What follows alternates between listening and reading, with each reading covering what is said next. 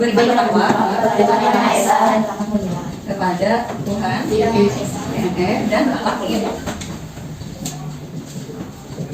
Mulia. Terus yang kedua? Ya, berkebinekaan global. Global. Yang ketiga? Gotong royong. Yang keempat? Mandiri. Yang kelima? Bernalar kritis. Yang terakhir? Kreatif. Oke, jadi hari ini kita akan membahas keyakinan. Keyakinan itu adalah pegangan yang kita jadikan acuan kita untuk bertindak atau berlaku. Karena kita di sekolah sudah ada aturan, sudah ada kesepakatannya, sudah ada konsekuensinya juga di buku poin kemarin bagian. Jadi sekarang kita akan mencoba untuk memaknai peraturan-peraturan yang sudah kemarin kalian terima dari sekolah. Dan juga selebihnya juga atas dasar kesepakatan ya. Kesepakatan yang sudah kalian sepakati antara sekolah sama kalian. Nah sekarang kita coba kira-kira nih masih ingat nggak peraturan apa yang paling kalian ingat yang ada di buku poin? Tentang waktu. Nah sekarang kita coba maknai kira-kira nih tepat waktu itu masuk ke keyakinan yang mana? Kira-kira apakah beriman bertakwa kepada Tuhan Yang Maha Esa dan berakhlak mulia, berkebinekaan global? Tahu berkebinekaan global ini maksudnya apa? Enggak. Bineka itu berbeda-beda, jadi menghargai perbedaan. Gitu. Terus apakah masuk gotong royong, mandiri, bernalar kritis atau kreatif? Kira-kira tepat waktu masuknya kemana? Mandiri. Kenapa mandiri? Dan inisiatif diri sendiri. Iya, ada karena itu inisiatif diri sendiri ya. Oke. Sekarang coba tulisin tepat waktu satu orang aja, satu Ririn aja. Biar nanti beda-beda yang lainnya banyak aturannya. Dari Ririn dulu, coba tulisin tepat waktu. Tepat waktu. Oke, berarti maksudnya ke mandiri. Coba Ririn tempelin di sini. Gimana ya? Bedain aja. Tepat waktu. Oke, kemandiri karena itu inisiatif diri sendiri. Ada nggak sih keyakinan yang dipegang lagi dari tepat waktu dari 6 ini profil ini apa? Iya benar, berakhlak mulia ya. Kenapa coba? Menghargai waktu, menghargai orang lain juga kan. Kalau misalnya nanti nyuruh orang lain juga ya. Benar. Jadi coba nolak sekarang. Tulis lagi. Masih tepat waktu tapi letaknya di sini. Berakhlak mulia. Kayak kemarin kita pas ini kalian mah juga kan ya? Kalian mah ada lokal. Kalau pas sama kelas 8 kan kemarin tuh ini apa sih ininya temanya gaya hidup berkelanjutan. Nah itu berakhlak mulia. Jadi akhlak mulia ini ada akhlak sama manusia, ada akhlak kepada alam. Kira-kira nih tepat waktu akhlaknya kemana?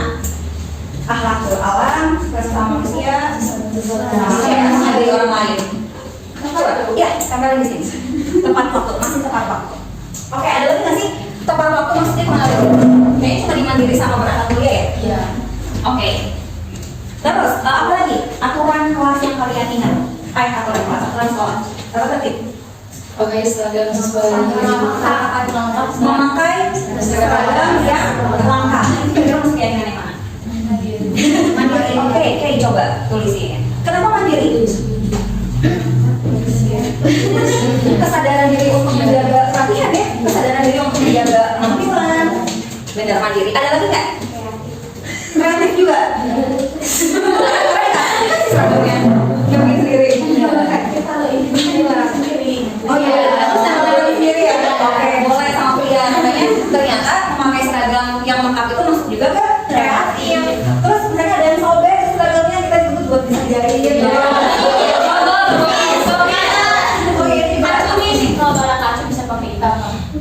Oh iya benar itu kan karet, benar. Ke yang lain lagi ada? Kira-kira memakai seragam yang lengkap.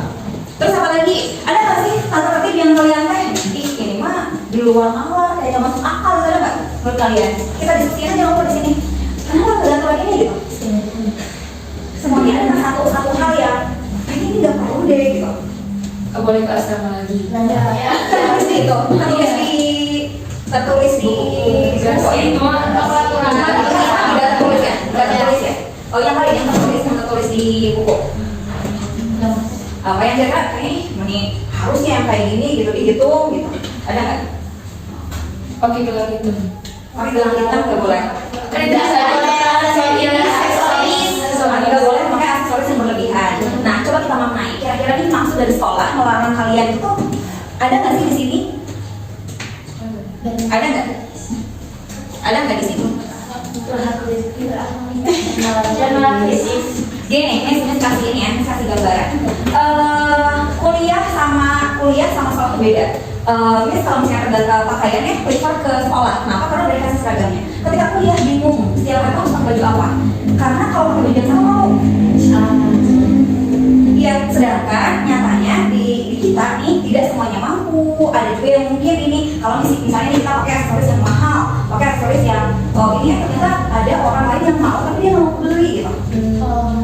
Ya, gimana coba? Kira-kira mana yang bisa kita ambil dari nggak boleh pakai perhiasan yang berlebihan? Iya, coba. Jadi masuk akal ya. Masuk akal kan nggak boleh pakai aksesoris yang berlebihan, itu kayak gitu. Jadi kita menjaga perasaan orang lain karena tidak semua kamu bisa membeli hal yang sama kayak kita gitu. Makanya kan sepatu diseragamin. Kebayang nggak kalau enggak? Nanti sepatunya bermerek-merek pagi ini, kayak ada yang Nike, ada yang apa gitu. Ribu, bukan? Ribu. Nah kalau kita sama, ya setara gitu. Gitu jadi masuk akal ya, kenapa nggak boleh? Ini apalagi coba? Aturan yang menurut kalian kayaknya nggak usah deh gitu. Jadi tempat tertentu nggak usah dipolin gitu. Oke, ini nih sweater ke sekolah. Pakai sweater ke sekolah. Kira-kira apa juga nih? Karena dulunya anak cewek dingin. Tapi panas. Kalian udah tahu kadang nih. Ya, Tadi suka dingin. kalau ini dingin menggigil. Kenapa ya? Kenapa nggak boleh pakai jaket ke sekolah? Ya sama sih keseragaman. Karena sebetulnya sekolah sudah menyediakan alma mater untuk menghangatkan kalian. Kenapa nggak pakai alma mater? Tapi kenapa ya? Baju gue. Iya, alma mater. Bayang mantan.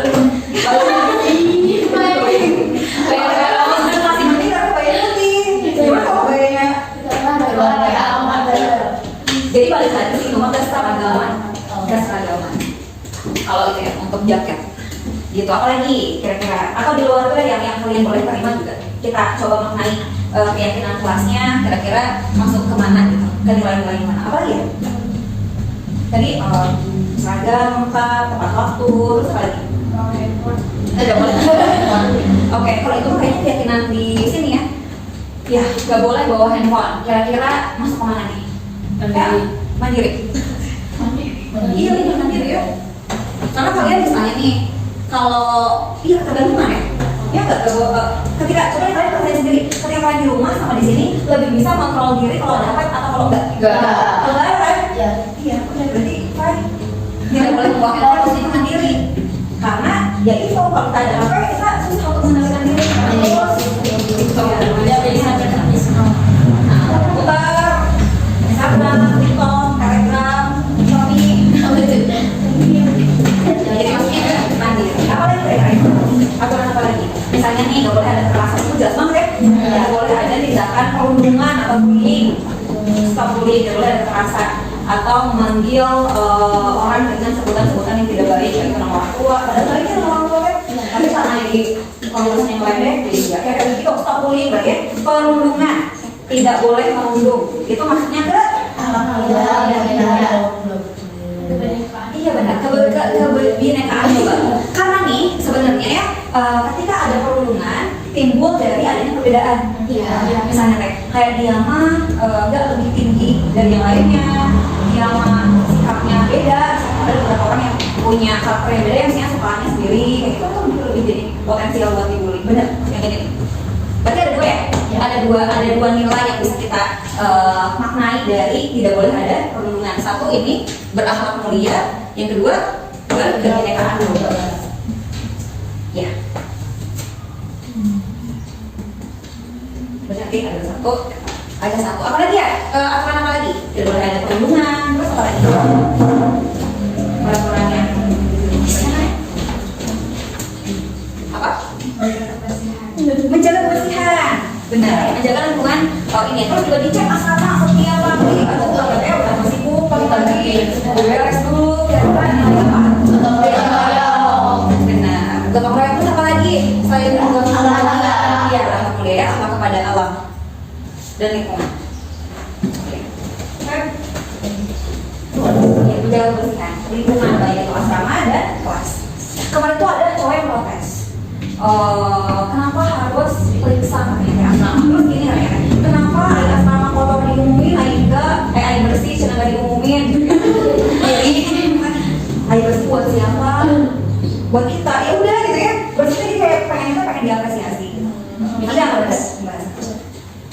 Dua sama Ririn berarti. Satu disimpan di sini, satu disimpan di buat portfolio.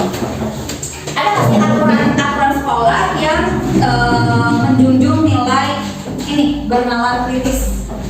Ada nggak kira-kira? Jadi kalau untuk kritis gitu, ada nggak?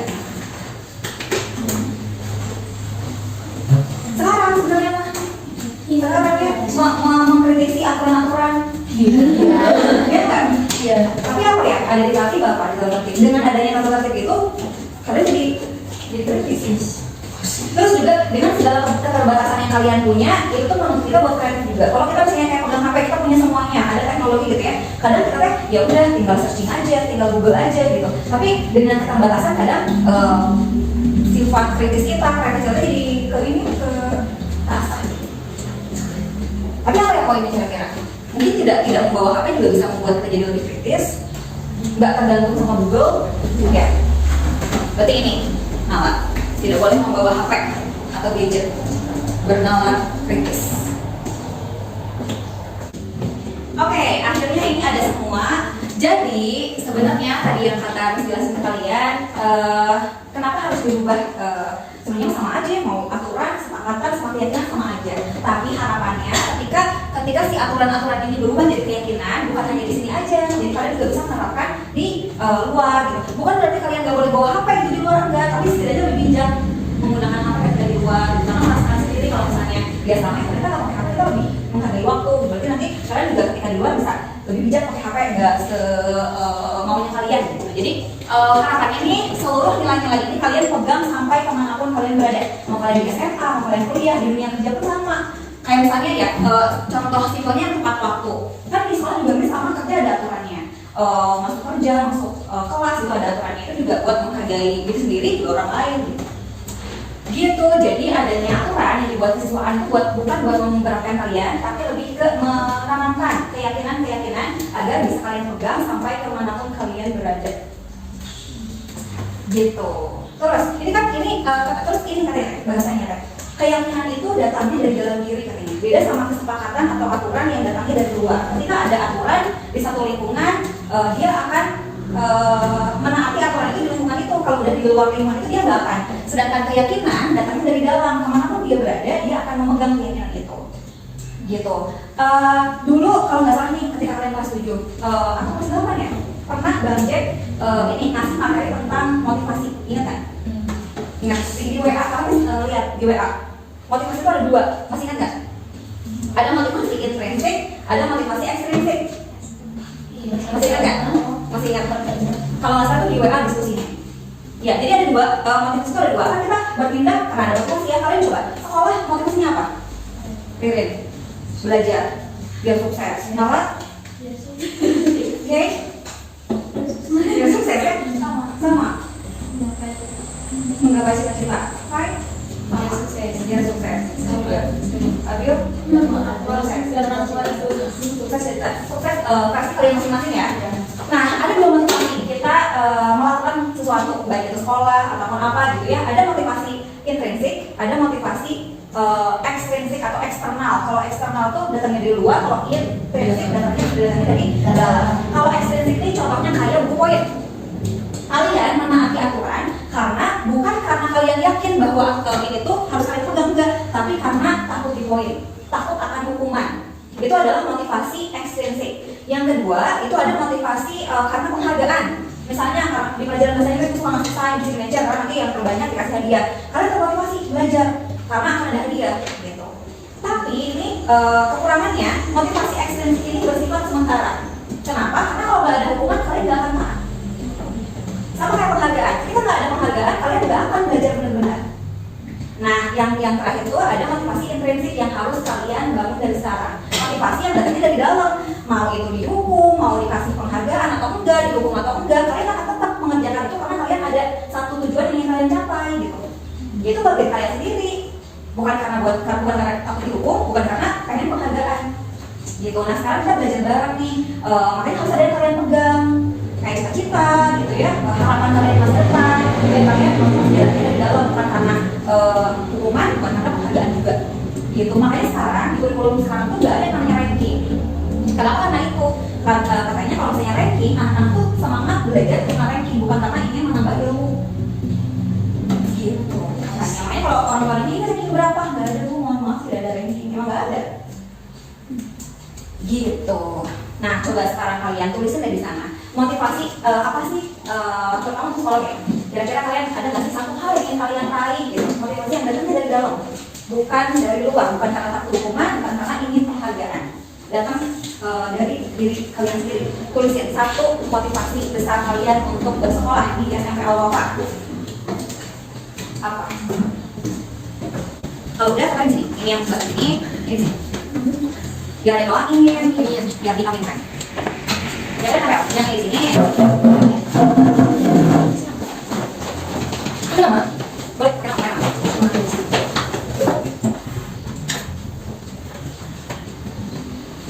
Motivasi.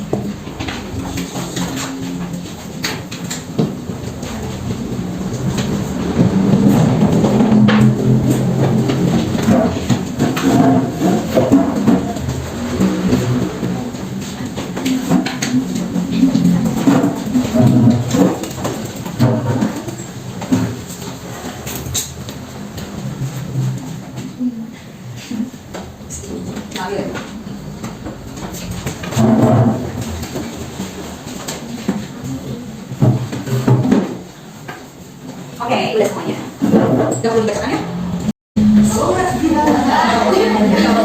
Ya, mudah-mudahan motivasi internal kalian ini, motivasi yang datangnya dari dalam ini kalian pegang terus sampai kapanpun. Karena belajar itu gak berhenti cuma di SMP aja, sampai kapanpun. Sampai sekarang pun sama. Ini dulu tuh lagi belajar, lagi di luar program-program yang dibuat. Dia ada yang namanya platform Merdeka Belajar. Itu ini ada modulnya, kayak ada SSA-nya gitu, ada modul-modul, ada kuisnya, ada tesnya, ada refleksinya.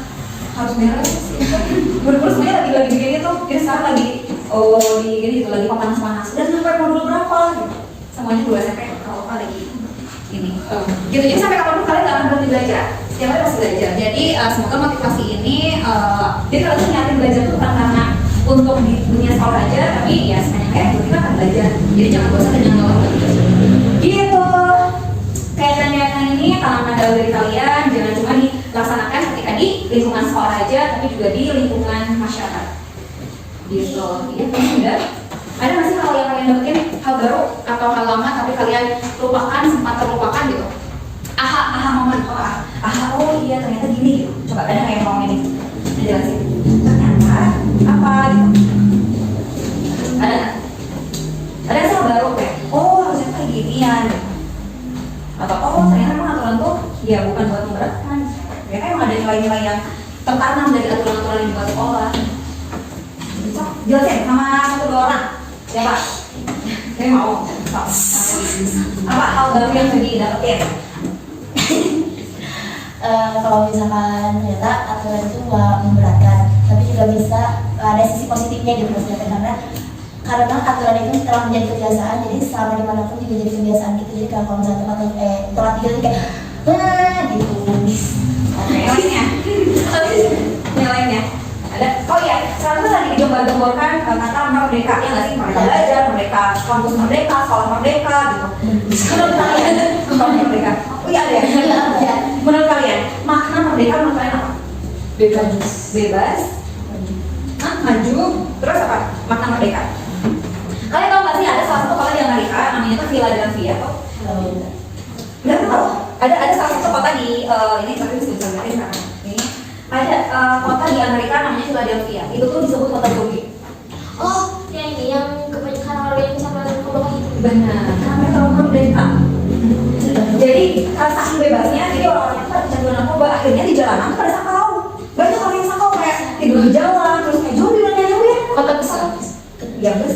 Iya, nggak kota yang lumayan dan itu hampir semua gitu. Jadi karena pada stres, depresi, kecanduan obat-obatan itu pada sakau. Jadi kayak zombie berjalan ini kayak lagi nyelam, tinggal sampai sekarang. Mereka salah mendefinisikan arti merdeka. Kalau kata ini kan sekarang bisa dibelajar kata Ki Hajar Dewantara, katanya kan merdeka itu maksudnya mampu melepaskan diri dari segala keterikatan. Jadi gini, kalau kita udah terikat sesuatu akan susah. Misalnya kayak apa ya contohnya, ya itu kita ke narkoba, kita terikat kan dengan narkoba, kan kita nggak bisa lepas gitu. Jadi sebenarnya merdeka yang sebenarnya itu kita bisa terlepas dari segala keterikatan. Kadang keterikatan itu kita yang buat sendiri. Misalnya nih kita terikat sama teman misalnya. Bahagia kita itu kalau ada teman, kalau nggak ada kita nggak bahagia lagi misalnya. Itu kita terikat sama teman. Jadi sebenarnya merdeka yang sebenarnya itu adalah mampu mengendalikan diri. Kayak misalnya nih, saking bebasnya semua orang ini bebas buat merokok. Padahal secara tidak langsung dia menjerumuskan untuk tidak merdeka. Karena kalau nggak ada rokok dia kan suka deh nih asal rokok gitu ya, karena yang buat rokok akhirnya kan. Jadi secara tidak langsung dia itu sebenarnya menjerumuskan diri jadi nggak merdeka, jadi terikat sama rokok gitu. Nah merdeka arti yang sebenarnya itu adalah mampu mengendalikan diri dan terbebas dari segala keterikatan. Gitu, bebas kan? Kita nggak ada rokok ya udah hidup gitu. Bahagia aja. Ada orang yang memang malah salah mendefinisikan arti merdeka. Gitu itu maksudnya merdeka. Jadi merdeka itu adalah bebas dari segala keterikatan yang mampu mengendalikan diri sendiri. Misalnya kita kecanduan dengerin musik klasik seperti yang kita suka banget dengerin musik misalnya. Kalau nggak ada musik susah misalnya, sedih gitu ya. Pengen banget dengerin musik tadi. Nah itu kita secara tidak langsung kita terikat dengan musik. Padahal tanpa ada musik juga mungkin kalau di Islam kita harus terikat hanya sama satu ya, sama Allah yang terikat. Gitu karena kita hamba ya, beda lagi kalau dia agama makan apa ya terikat mau nggak mau gitu. Bukan mau nggak mau secara ikhlas. Gitu kayaknya udah sebentar ternyata lama nanti guys kita kasih foto buat dokumentasi. Makasih buat waktunya, maaf sudah mengambil waktu berharga. Enggak berharga ini. Karena dia doang kan, 5 doang gitu. Udah sudah selesai. Terima kasih. Assalamualaikum. Waalaikumsalam.